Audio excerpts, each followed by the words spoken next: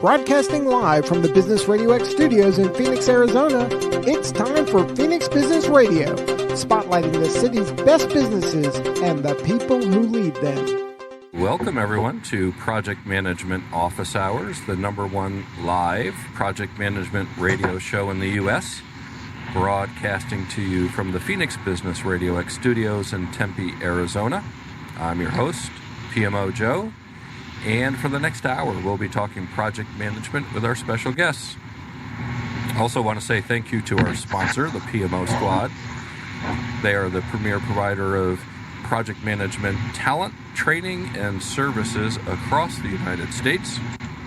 Visit www.thepmosquad.com to learn more about all of their services, including the purpose-driven PMO. Just want to acknowledge, right, we're a project management radio show, and today is International Project Management Day, so how appropriate to be broadcasting live. And with that, a reminder that IIL, for the 16th consecutive year, has an online conference that's available for everybody to register. If you go out to IIL.com, go to the 2019 online conference for International Project Management Day, you'll be able to register. And if you are a veteran, service member, or military spouse, during the registration, you can use promo code VPMMA and register for free. So we're very proud of that partnership with IAL to get a free registration out of that. If you're a civilian like me, you're able to use promo code PMO Squad and get $10 off the registration. The conference starts today, and it runs for 90 days, so you'll have plenty of time from the comfort of your own home to get all the great content and listen to the speakers. So I encourage everybody to go out there and celebrate. Now, with that, we are so excited today to have with us our special guests, Rich Maltzman, Jim Stewart, and Janelle Lee. Welcome, everybody. Great to be here. Thank you. Greetings. Rich, if you would take a moment, please introduce yourself to the listeners and get our show going. Glad to do so, and happy International PM Day, something I've been involved with actually for quite a while. I got the governor of the Commonwealth of Massachusetts to declare International PM Month, November International PM Month a couple of years ago, so we multiplied that by 30. So by way of introduction, Rich Maltzman.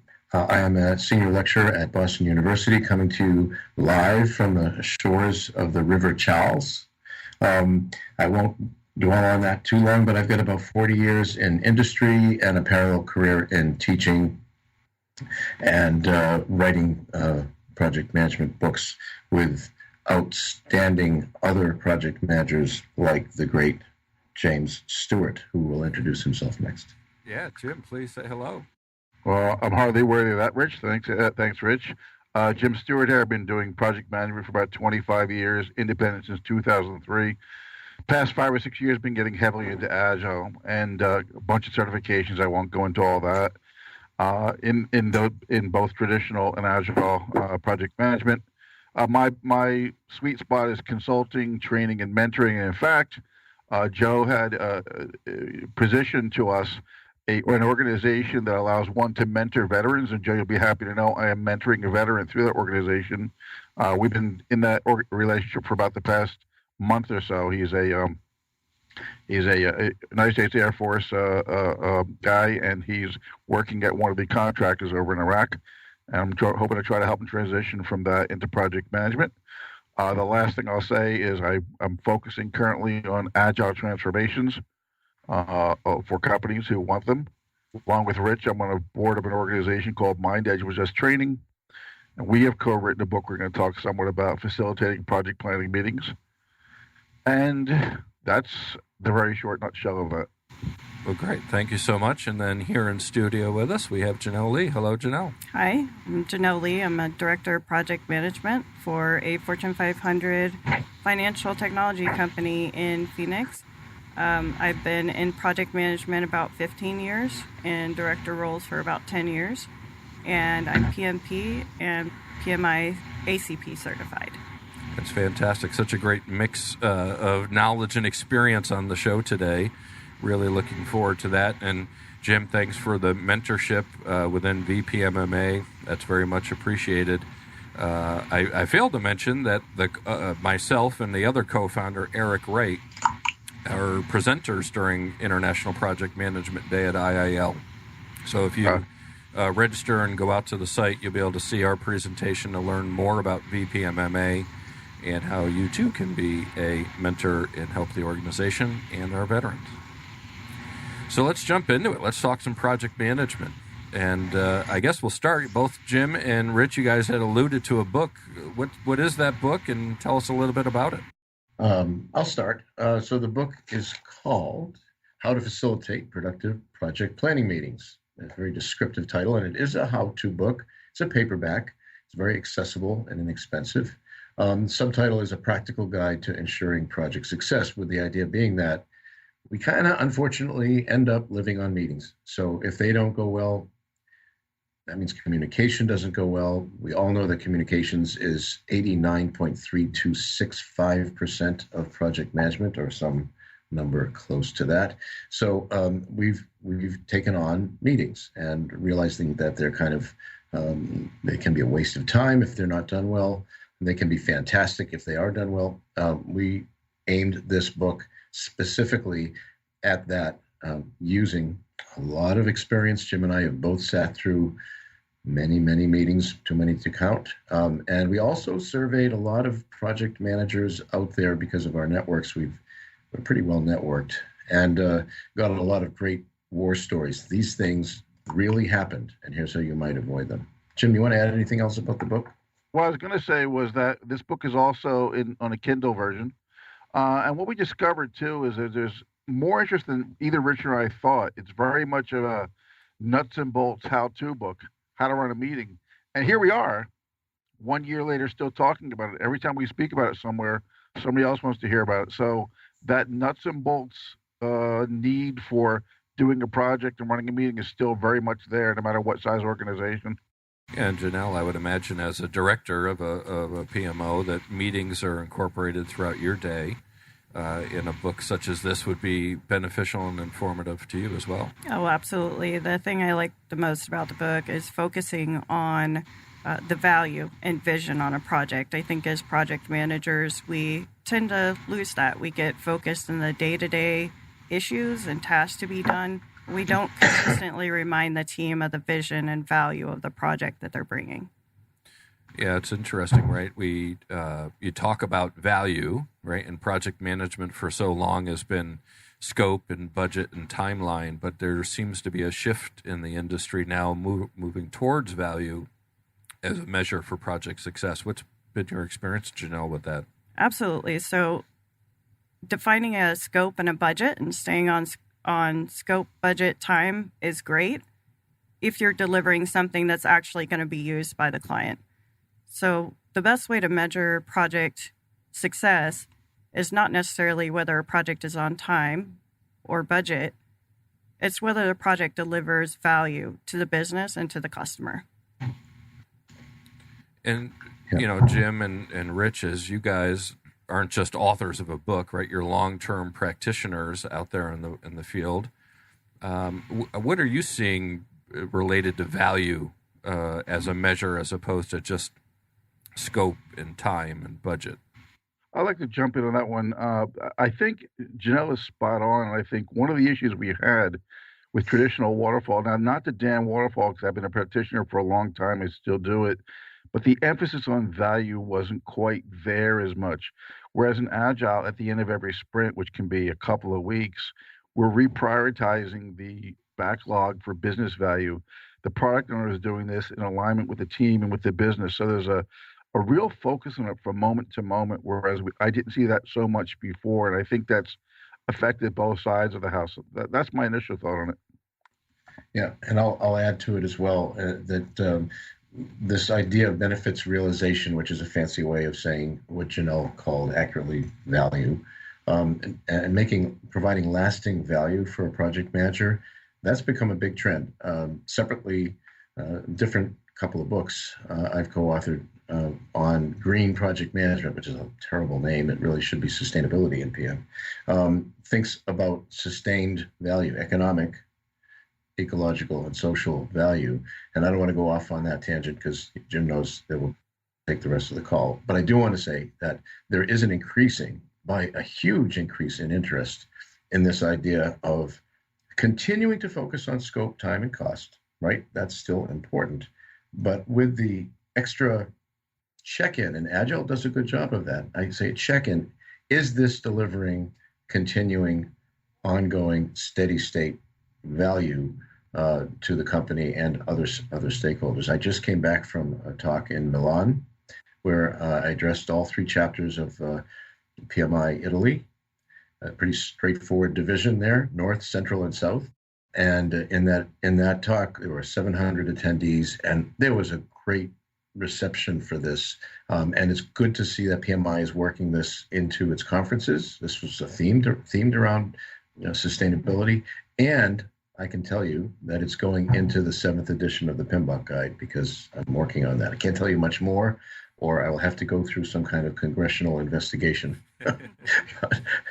but this is a big deal in what's changing in project management. So be ready. And I think it changes our role as project leaders and project managers. We traditionally think about project ending, and we've done our lessons learned, and we're complete. And really, our role has changed to continuing through the life cycle of that product and making sure we have truly delivered value on that project. Our role no longer ends when a project ends. Yeah, and I think that's right. The interesting component of that, right, and tying all the stuff up is I see Dr. Kersner wrote the foreword on your book. Dr. Kersner was the morning kickoff presentation for International Project Management Day today, and his discussion was on benefits and value, and talking about how Agile gets us more immediate value realization because we're doing the sprint-based as opposed to waterfall, which is at the end when the product's finished. So you guys all summarized Dr. Kersner's presentation today. I'm sure he's happy that you did that. There you go. So we talked a little bit about the book and what's it about, but how did you guys come to write the book, right? What happened that you said, hey, I think we're going to write a book? Well, I think Rich knows I'm going to go with that one. So here's the deal. Rich and I have known each other for a number of years. We're pretty good friends. We live about 15 minutes from each other. We worked on a lot of stuff, writing PMP questions and you name it, doing projects, etc. So Rich had written a couple of books already, and I hadn't written one with him. I was looking, as an independent, they're always saying, it's kind of like the professors, publish or perish. So in terms of being an independent, they're always saying, write a book, it's good collateral. So I had another friend who was a project manager, also a professor at Brandeis University. And we were talking at lunch, and I said, I'm trying to think of a book. He said, you know those meetings you run, those big meetings you're doing largely at pharmaceutical? I said, yeah. He said, I'd read that book. I said, okay. So I approached Rich with the idea, and after some discussion about it, he said, yeah, that sounds interesting. And so to make a long story short, we got to work on it, found a publisher, and we're off to the races. But it was really those particular meetings I was doing, and I know Rich was doing them in another fashion. That was the genesis of the book. That's right. My background is telecom, and we had similar 2-day kickoff meetings. And they went splendidly well once we got good at it. We had a template for it, and we had meaningful results of these meetings.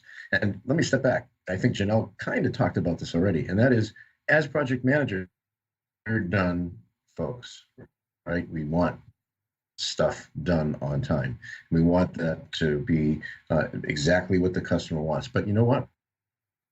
We tend to fail, or at least a little bit more poorly at our own stuff. The shoemaker's son has no shoes.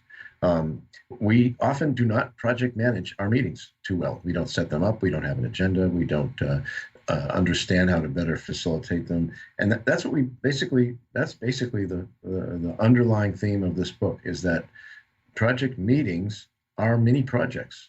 Let's manage them that way. Let's make sure that there's a communications plan of sorts for them.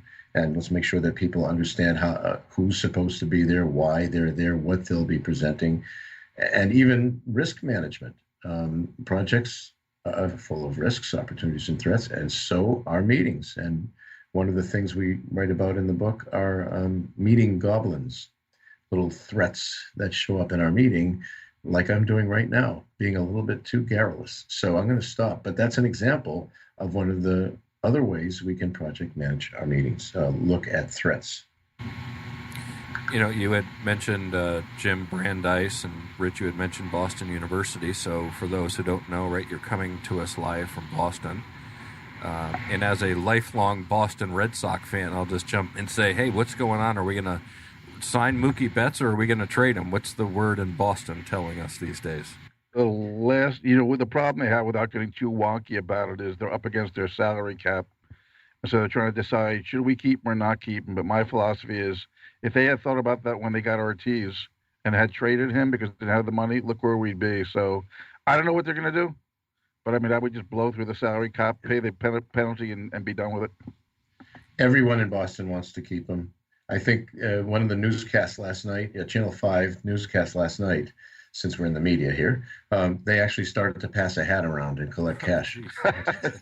That's extreme, but okay. It's a little extreme. Yeah. Well, I'll throw my $2 in there as well. Yeah, exactly. Yeah. It's help the poor, right? Help the poor. Yeah. He needs another 15 million. Right. Show him some respect. And Janelle, talking a little outside the ranks of project management, you have some interests as well that you support and volunteer for. I do. Yes.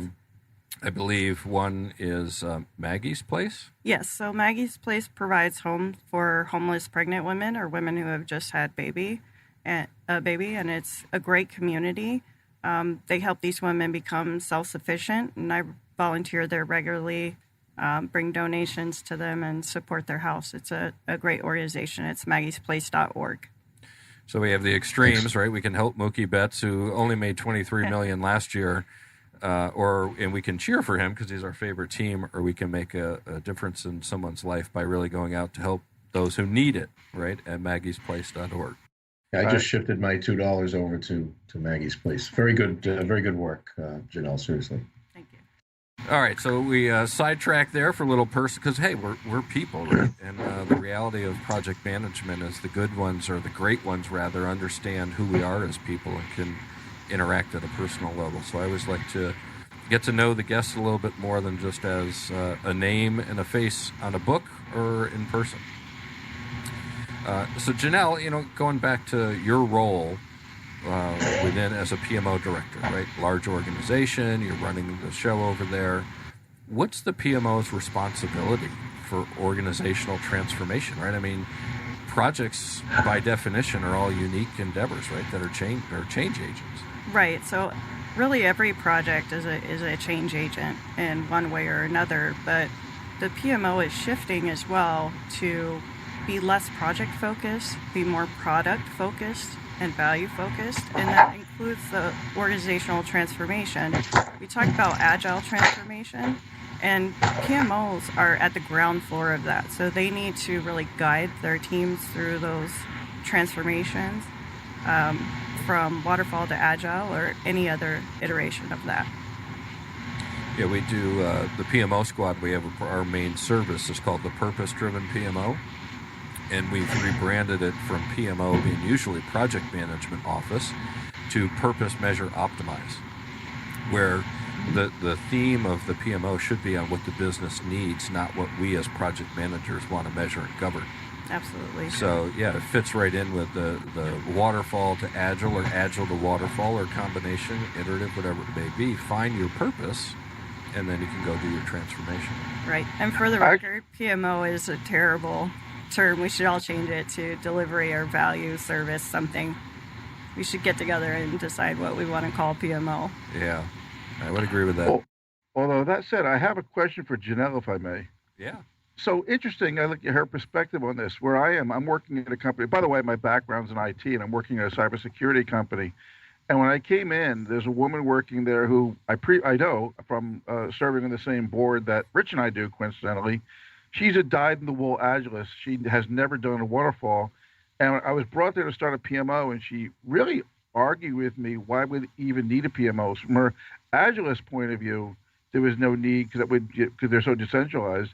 And I've discovered in some PMOs, they don't necessarily, from their perspective, support Agile or on board with it. So I wonder, if, am I seeing a skewed vision of the world? Is this what you folks are seeing, Janelle is seeing, or what's your take on that? Agile, is the PMO accepting of the Agilists? Are the Agilists accepting of PMOs? I think if you go back to the value that the project organization delivers, we do bring value to the Agile process. We don't necessarily have to be Scrum Masters, but we can make sure that what they're delivering, even on an iterative basis, is providing value, is moving forward. We're removing roadblocks. So to say that you're no longer valuable because we're Agile is a misconception. And I'm going to probably oversimplify this and have 1,000 spears thrown at me. But if we changed our accounting practice from cash to accrual, there'd still be value in the accounting department. Right. And that's kind of the comparison that I like to make, right? It doesn't matter the technique you use, it's the value you provide. Right. Mm-hmm. And I agree with that. Both of what you're saying is just the attitude I've run into from some people. One woman both Rich and I both know, she runs a PMO but has no time for Agile. And this other gal that I know working at the place is like, well, why do I need a PMO? So I'm agreeing with you.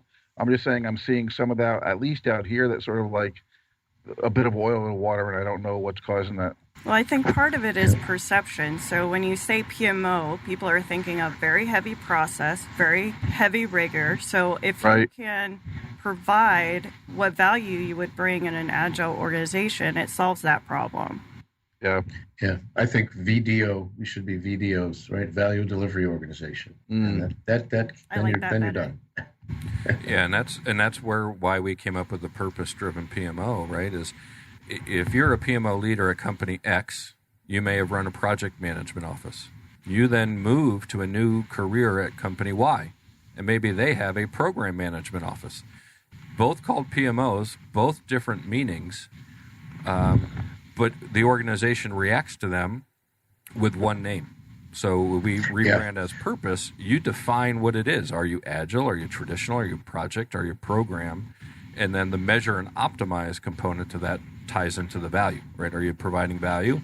And are we optimizing to ensure we're hitting that value? I remember reading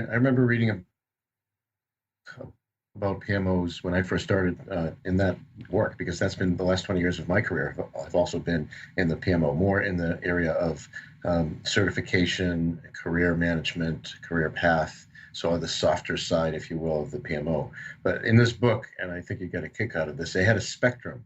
On one side of the spectrum was a Quaker, and on the other side of the spectrum was Attila the Hun. And they said PMOs run the gamut from Quaker to Attila, meaning that some are directive, as Janelle said, process heavy. This is the way thou shalt run your projects, with templates and strict guidelines or even laws about the policies about the way you run projects. And the Quaker, who's there to help you and perhaps prepare some oats for you. I like the comparison. It certainly gives the visual, right, to the discussion. I love that. And Joe, you hit on an interesting thing, maybe backed into it, which is what I discovered in my years in project management is the lack of standardization from one organization to another.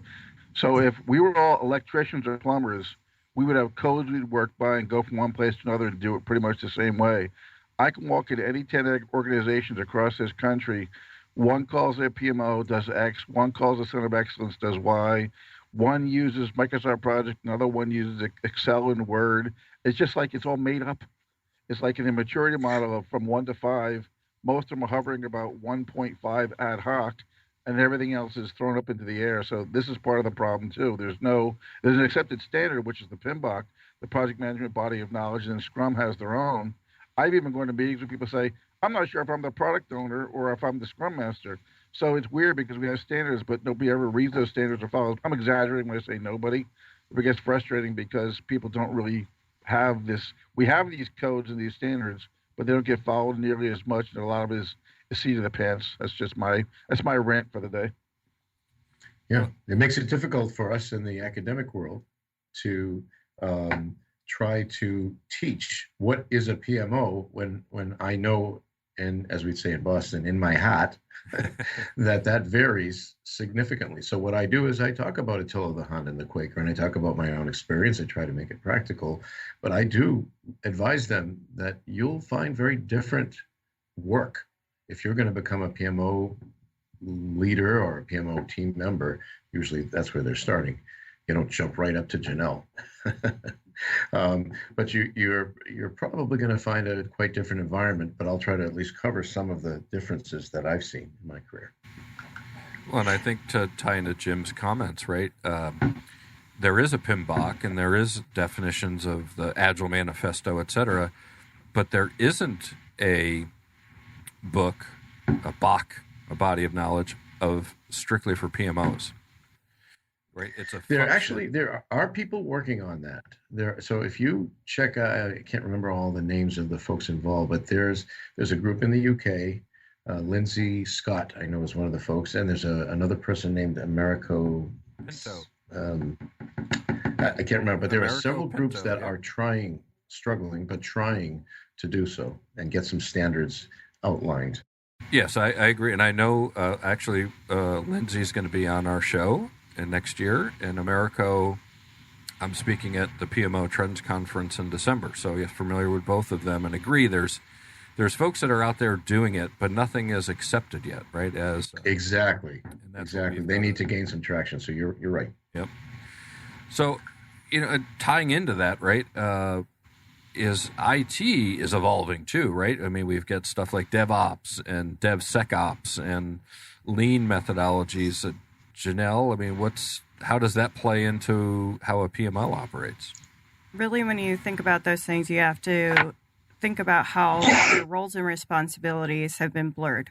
So there's no longer that clear definition of a developer, a tester, somebody who implements code in production.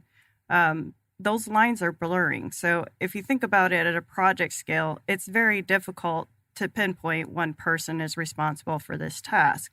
You need to go to that more decentralized model and have team collaboration and understand who's going to do what within each project, because it will change with DevSecOps.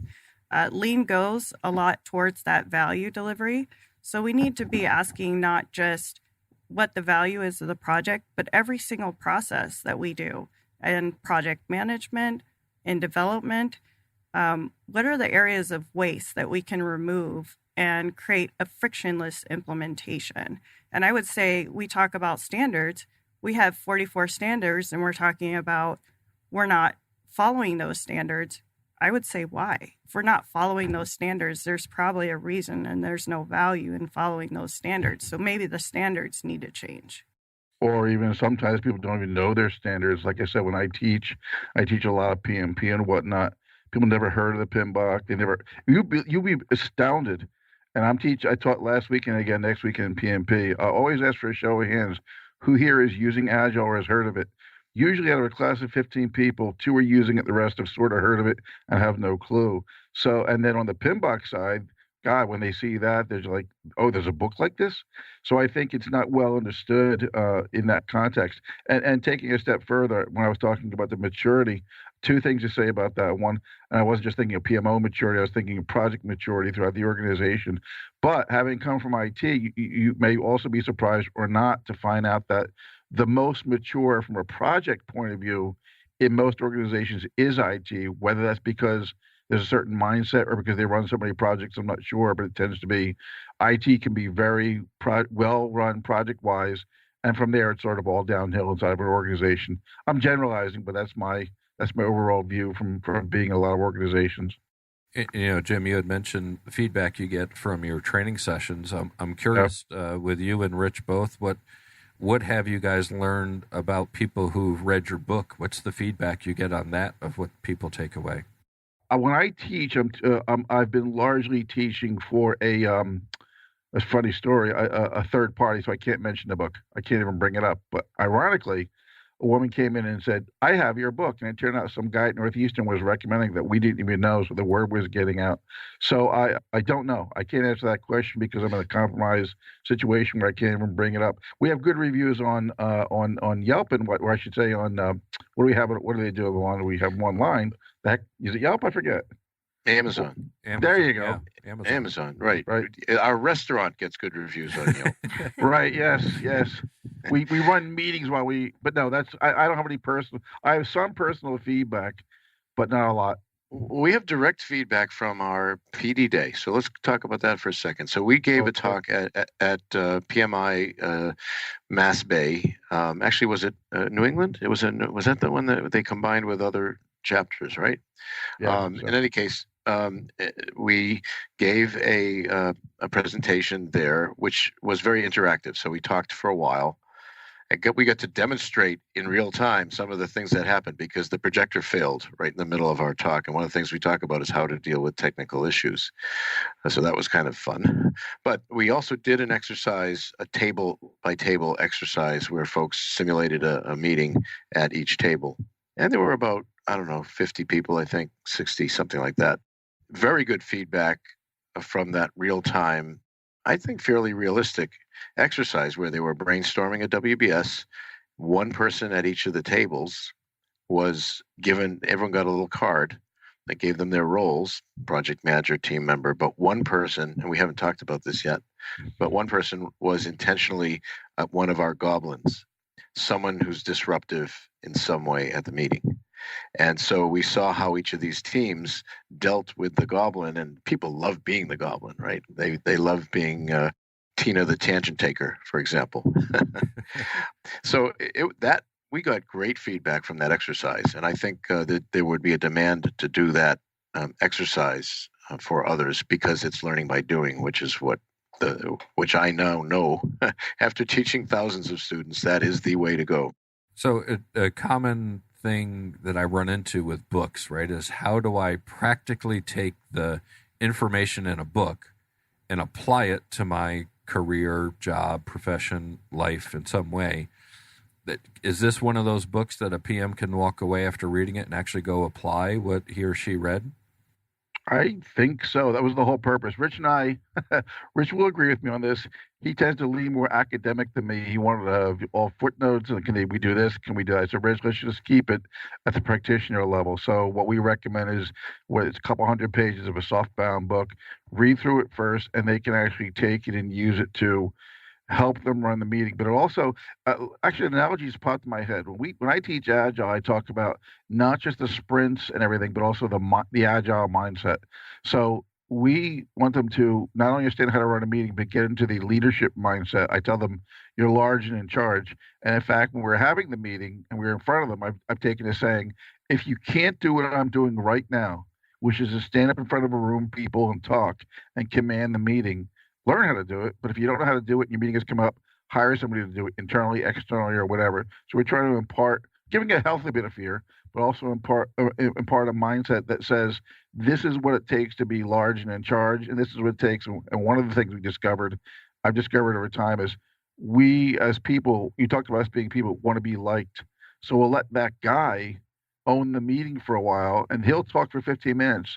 The problem is you're respecting him while he talks, but you're disrespecting the other people in the room who have to listen to this guy go on and on. So it is very much of a practitioner's book, I like to think. Yeah, and I agree.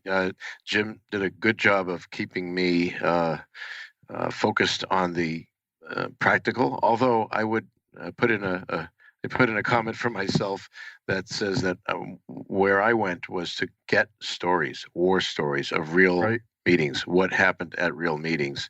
And we talked to dozens of project managers, and we used our networks on LinkedIn and elsewhere to say, hey, tell us the weirdest thing that's happened at one of your meetings and how it affected it, and how the project manager, if it was you or another project manager, how did they react to it?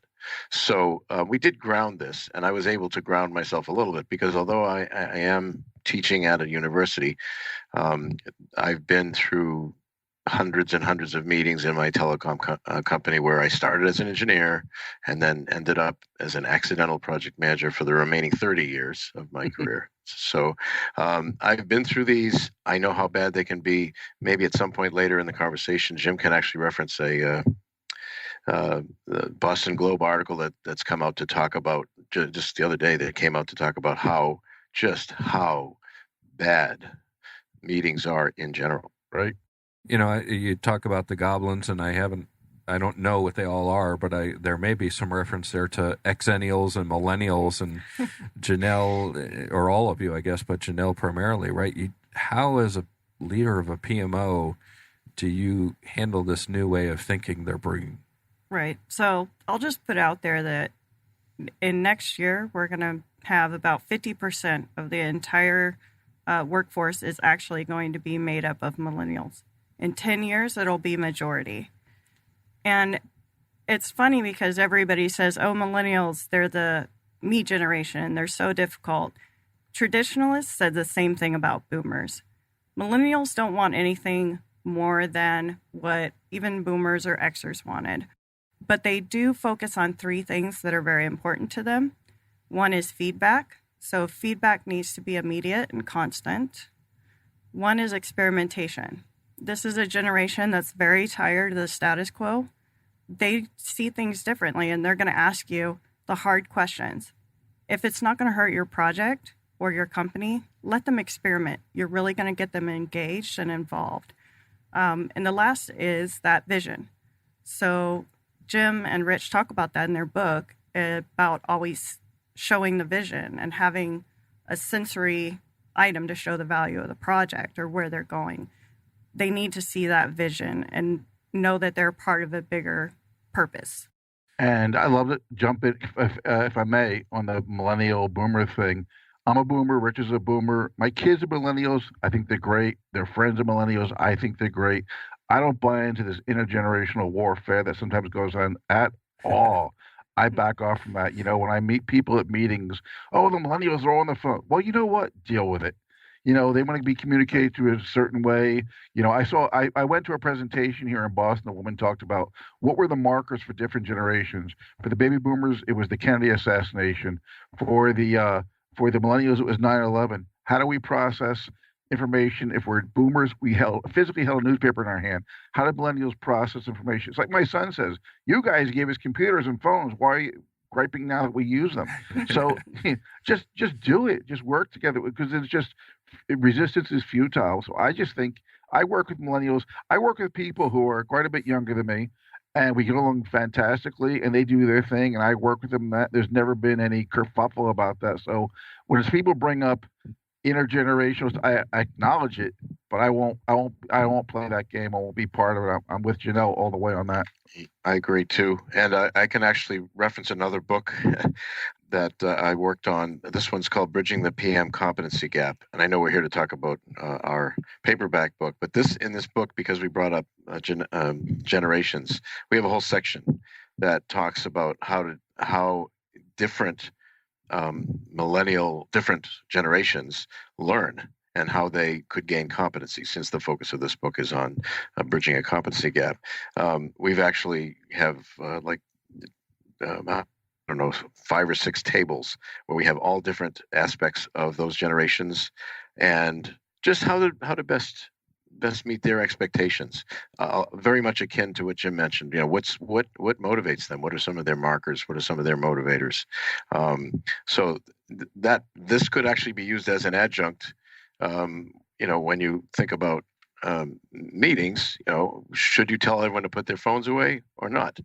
And if so, how do you communicate that? So very, very interesting. And just in line with that, I saw an outstanding TED Talk by, and I cannot remember the person's name, but she's from Harvard Business School, and she went out to Google to consult with them. This is an outstanding video. It's about 10 minutes. It's about trust.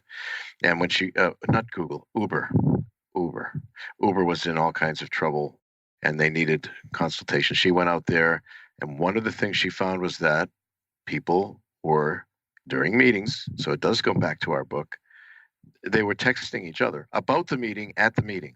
And she thought that was absolutely unacceptable, and it was causing lack of trust and disrespect. And whatever generation it is, here I'm with Jim, right? Let's throw the generational dividers out. Let's make them dotted lines, not solid lines.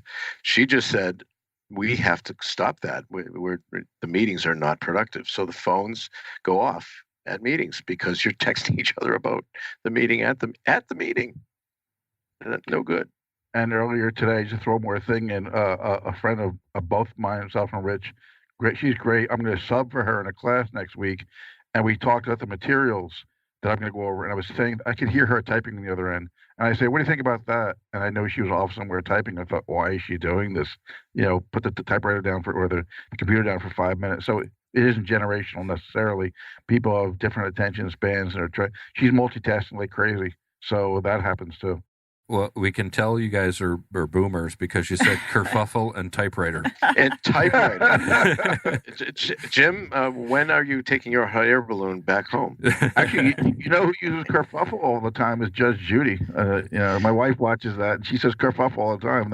And she says she's not exactly a millennial. We're getting the smoke signals from you guys on a delay from across country here from Boston to Phoenix with our communication channels going back to typewriters and smoke signals. Right. Well, that's what it is. That's what it is. It's not our age.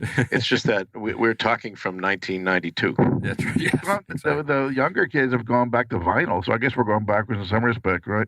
Well, what's new was old, right? I mean, that's the cycle. And there's an article in the Globe. There's a guy that still repairs typewriters. Some people still love him, and he can't go to business because he can't stop repairing typewriters from the 50s. So there you go.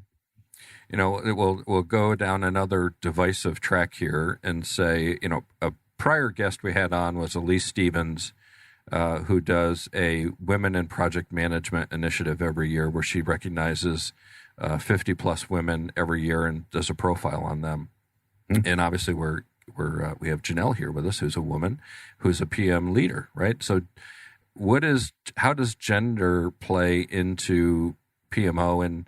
And what we didn't get, Janelle, kind of, what's your career track, right? How did you get to be a leader as a woman within a project management space?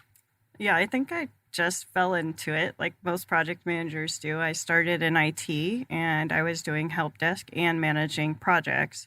And I just realized that I really enjoyed the project aspect of my job.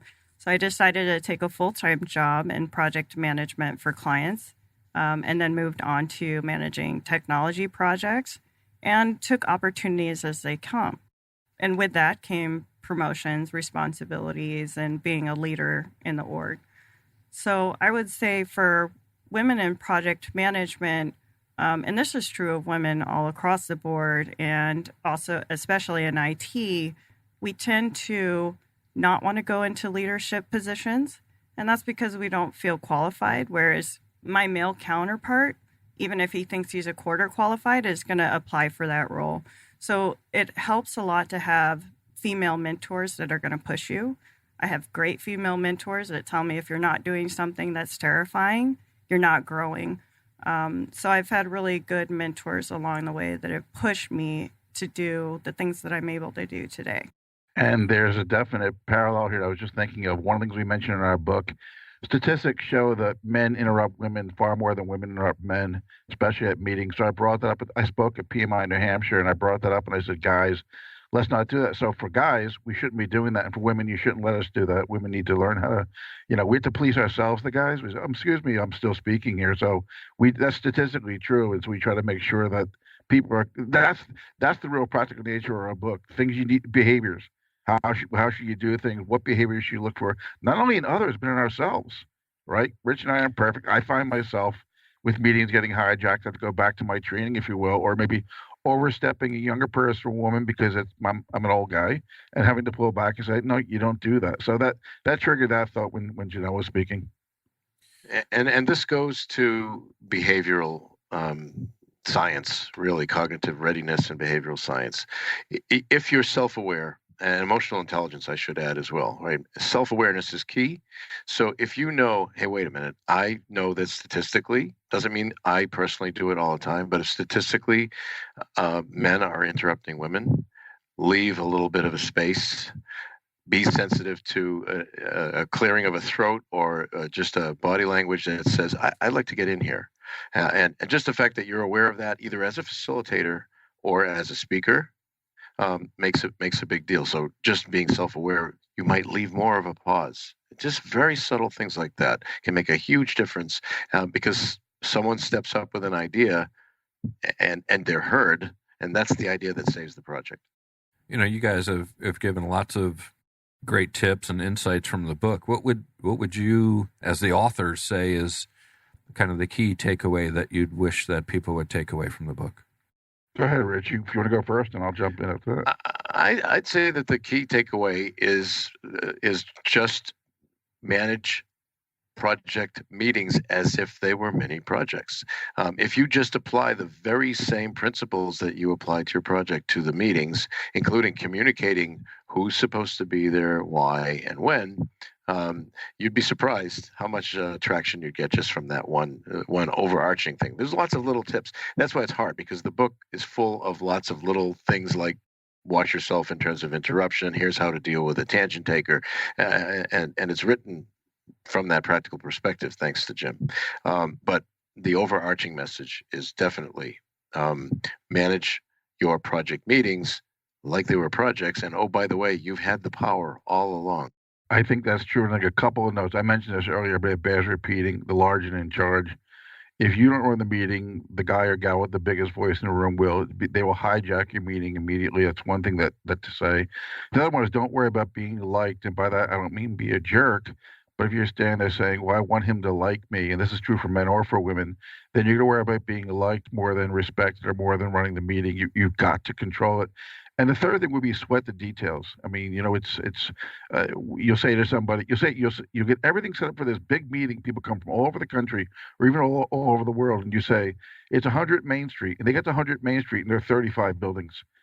And then when they finally find the building, then they've got to go through security and a video and stuff. And now instead of having a well-run meeting, you got a bunch of kind of angry people you have to mollify. So sweat the tiniest details. Who in the meeting has special dietary needs?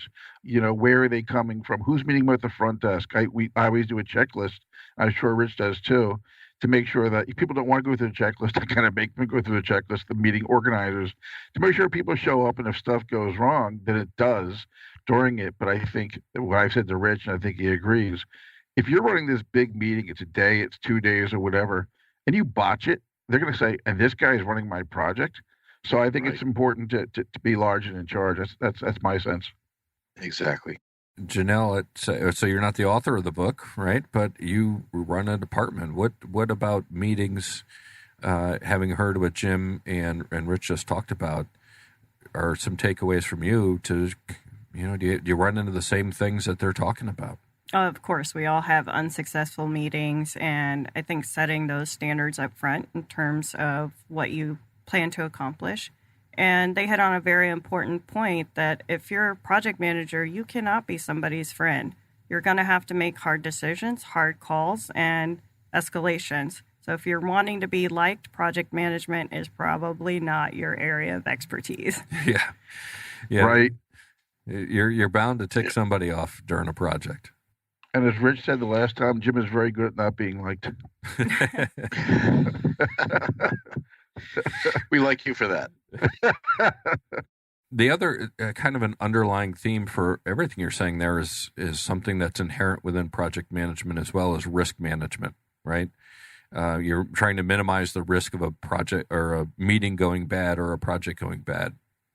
Janelle, as a PMO leader, how does risk management play into that role and all the projects your team does? Right. For me, I think it's actually more than that, because I am in IT project management, and it also includes IT governance. So the whole compliance piece that goes along with what we do from an application development perspective. So when you're thinking about projects, you need to think about not just the project risk, but also your IT risk.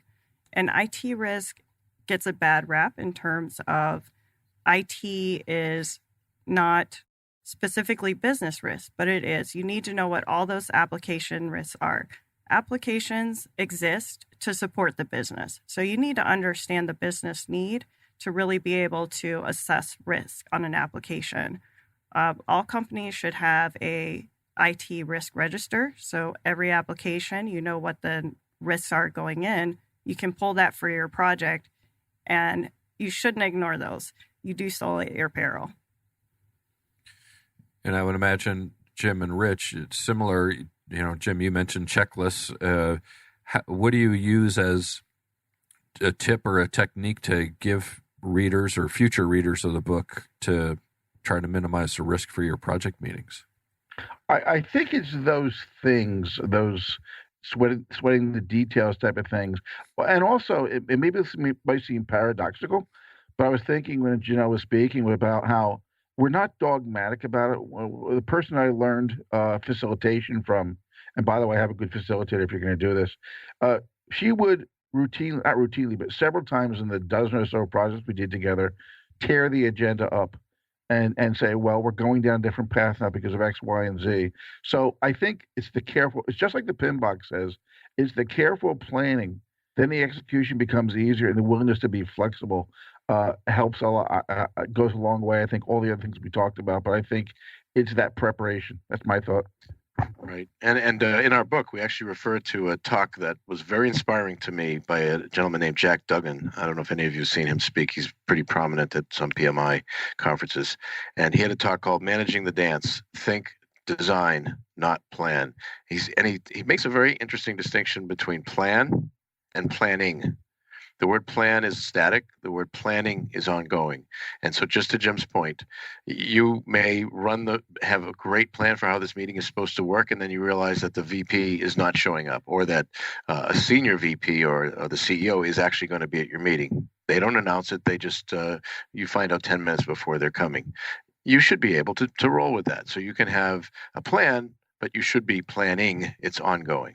And just the simple change of the word from static, plan, which is a noun, to planning, which is kind of verby, makes a difference. So we actually have a subchapter called "Planning Makes a Difference," and that's how you mitigate risk. You have a plan, but you're ready to replan.